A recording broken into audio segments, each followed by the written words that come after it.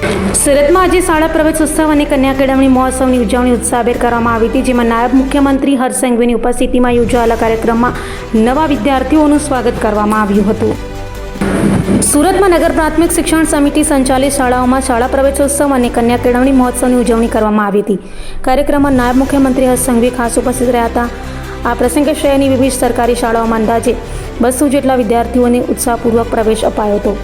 નોંધનીય છે કે લગભગ 5000 જેટલા વિદ્યાર્થીઓ ખાનગી શાળાઓ છોડીને સરકારી શાળાઓમાં પ્રવેશ મેળવ્યો હોવાનું જણાવાયું હતું, જે સરકારી શિક્ષણ પ્રત્યે વધતા વિશ્વાસનું પ્રતિબિંબ માનવામાં આવી રહ્યું છે.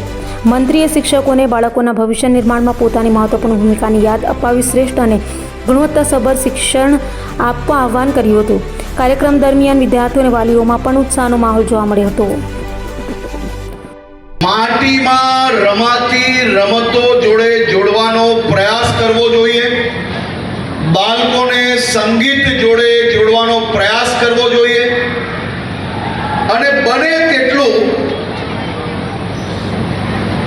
મોબાઈલની રમતોથી દૂર રાખવામાં શિક્ષકો અને સાથે સાથે વાલીઓએ આમાં પ્રયાસ કરવા જોઈએ, જેથી તમારો બાળક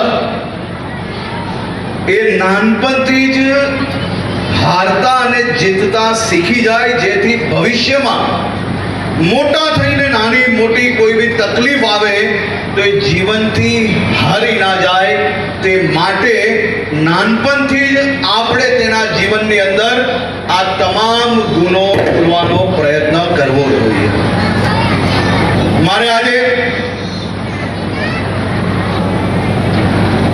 મારા સૌ સાથી કોર્પોરેટરો અને કાર્યકર્તાઓને વિનંતી છે કે મહિનામાં એકાદ દિવસ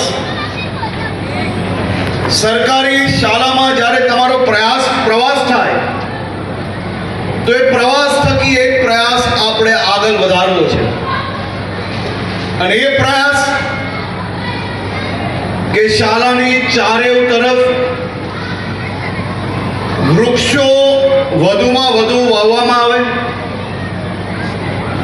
શાળાનું પ્રાંગણ એ સાફ કઈ રીતે રહે, શાળામાં જે બાથરૂમ, ટોયલેટ, જે કઈ વ્યવસ્થાઓ છે એ બી સંપૂર્ણ સાફ છે કે નહીં, તેનો પ્રયાસ એ આપણા સૌ સાથી ચૂંટાયેલા પ્રતિનિધિઓએ નિરંતર રૂપે કરવું જોઈએ, જેથી આપણી વિસ્તારની એક બી શાળા એ સંપૂર્ણ સાફ રહે અને એક બી શાળામાં ક્યાંય કોઈને ગંદકી દેખવા ના મળે તેવી વ્યવસ્થાઓ માટે બી આપણે સૌએ સાથે મળીને પ્રયાસ કરવો જોઈએ.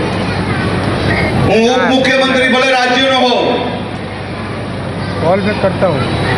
પણ આ વિસ્તારનો ધારાસભ્ય તરીકે મારી બી જવાબદારી એ આપ સૌ સાથે છે.